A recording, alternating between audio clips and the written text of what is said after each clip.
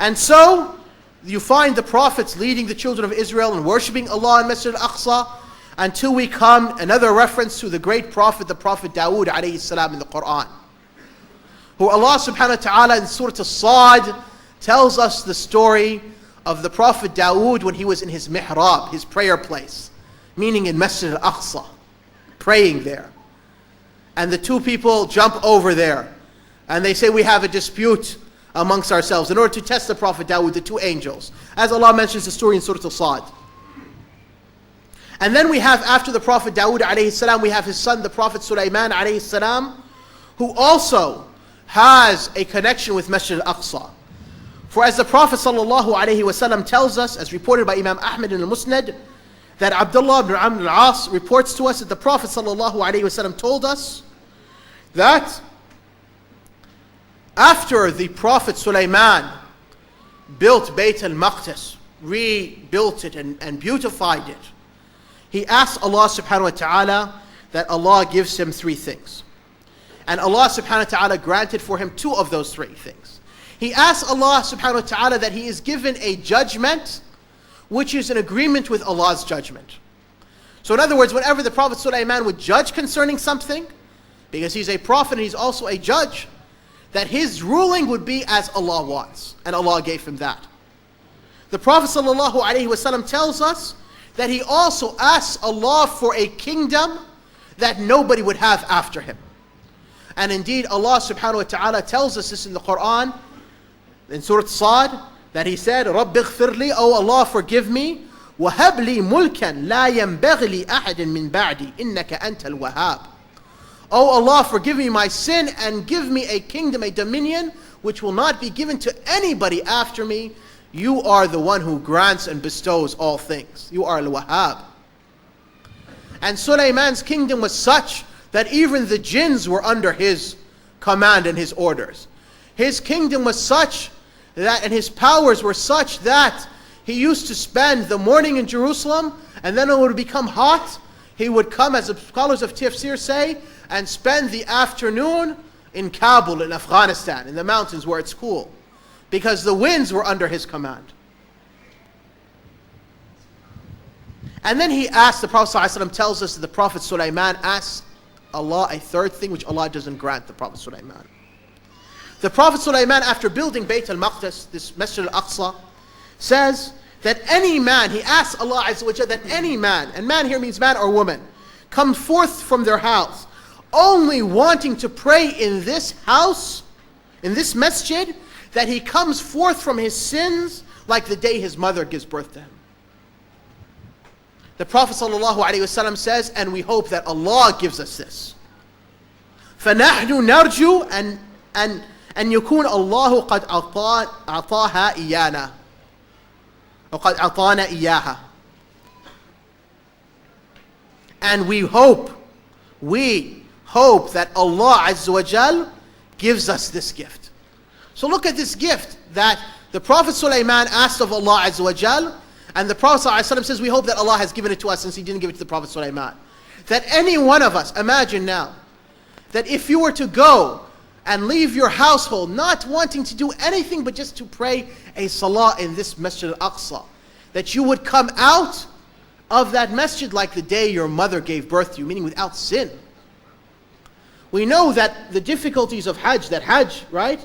The Hajj al-Mabrur, the Prophet ﷺ said, the blessed Hajj or the righteous Hajj is such that has no reward but paradise. In another narration, it is the one who does this Hajj and he does not enter into argument or does not enter into sinfulness.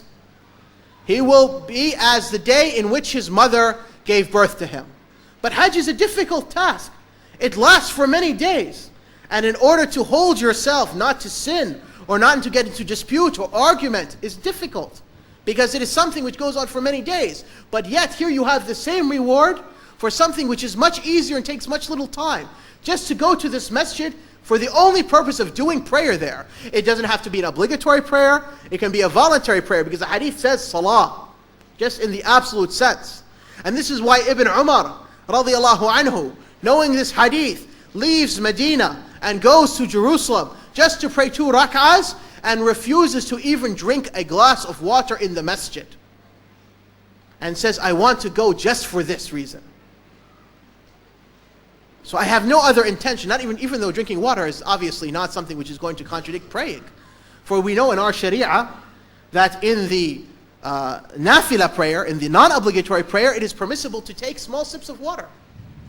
So one can even take a small sip of water in prayer. I mean, for instance, in Taraweeh, if it's hot, you can take a small sip of water while you're praying, and this doesn't negate your prayer. Of course, in the obligatory prayer, to eat or to drink or to talk or to laugh negates it. But for the voluntary prayer, the conditions are not as stringent as with the obligatory prayer. Yet Ibn Umar seeks not to even drink a water at Masjid al-Aqsa because he doesn't want it in any way to affect his chance of winning this reward.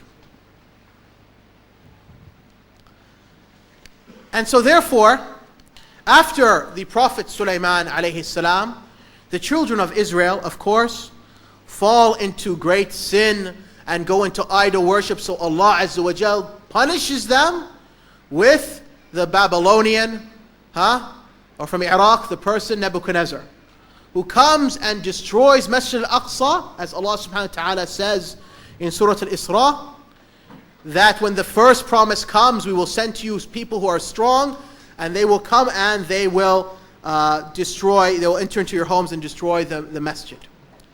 And he takes the children of Israel into captivity. And there, in captivity, they have many prophets, among them the prophet Daniel alayhi salam, which we will refer to at the end of the lecture. And then Allah Azza wa Jal has mercy on the children of Israel, and they return back to Bayt al-Maqdis. And Allah sends them other prophets. And we find, again, the Prophet ﷺ giving us more knowledge of the other prophets and what happens. For we find that Allah subhanahu wa ta'ala tells us the story of Maryam's mother.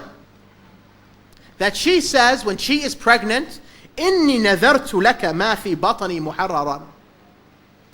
That I have given you, Allah Azza wa Jal, as a vow, what is in my belly. Meaning, in order that what I'm going to give birth to will best be in Masjid al-Aqsa worshipping Allah Azza wa Jal. And that was, she gave birth not to a boy, but she gave birth to a girl, and that was Maryam bint Imran. And likewise, we find in the Quran that Allah subhanahu wa ta'ala tells us about Zakaria, that every time he entered into Masjid al-Aqsa, he would find Maryam bint Imran there. And likewise, we find in the Sunnah, the Prophet ﷺ telling us about the Prophet Prophet Yahya, the son of Zakaria, and the Prophet Isa ibn Maryam, and Masjid al-Aqsa. For in the hadith of Al-Harith al-Ash'ari, reported by Imam Ahmed, the Prophet ﷺ says that Allah commanded Yahya bin Zakaria with 5 commands, that he acts upon it, and that he commands the children of Israel to act upon it. But Yahya bin Zakaria was slow to command the children of Israel to act upon it. So Allah commanded Isa ibn Maryam to tell Yahya ibn Zakaria, either command the children of Israel with it, or I will command the children of Israel with it. The Prophet ﷺ tells us that Yahya ibn Zakaria says, I'm afraid if you are to tell the children of Israel before me, to his cousin Isa ibn Maryam alayhi salam, another prophet of Allah, I'm afraid if you were to tell them before me, then Allah Azza wa Jal will either cause the earth to swallow me up or will punish me. So Yahya ibn Zakaria gathers the people, the Prophet ﷺ says in Bayt al-Maqdis. So the message is filled, masjid is filled, and they're sitting there, and then he tells them about Allah's commands, 5 commands, that of tawheed and prayer and fasting and charity and dhikr. And then the Prophet ﷺ says, and I add to these 5 commands, and the Prophet ﷺ mentioned as-sam'a wa ta'a and jihad and hijrah.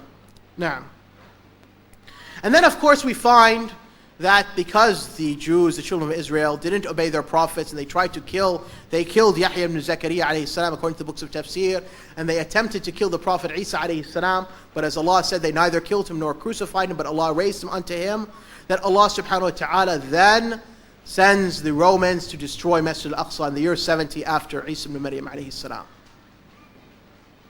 And then history continues, and Jahiliyyah fills the earth until Allah subhanahu wa ta'ala sends as a mercy to all the worlds the Prophet Muhammad sallallahu alayhi wasallam. And in the revelation of the Prophet Muhammad sallallahu alayhi wasallam, reference after reference to this Masjid al-Aqsa and to these lands, as we quoted some, And as we'll quote a few more. For instance, a surah which I think all of us have memorized.